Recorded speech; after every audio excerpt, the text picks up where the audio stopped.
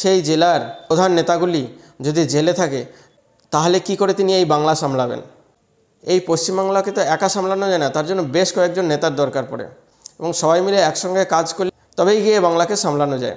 মমতা ব্যানার্জির বিভিন্ন জেলায় বিভিন্ন রকম ওজনদার নেতা ছিলেন যারা এক একটা জেলা সামলে দিতেন, কিন্তু সেই সমস্ত ভারী ভারক্কম নেতারা আজকে জেলে। তো সেই সব জেলাগুলো কি হবে?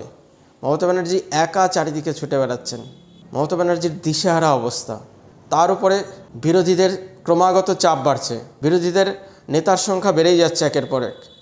আগে শুধু ছিলেন দিলীপবাবু, এখন সেখানে জুড়েছেন শুভেন্দুবাবু, যিনি মমতার পুরনো সাগরেদ, যিনি মমতার সমস্ত গল্প জানেন, এক এক করে সমস্ত গল্প ফাঁস করছেন।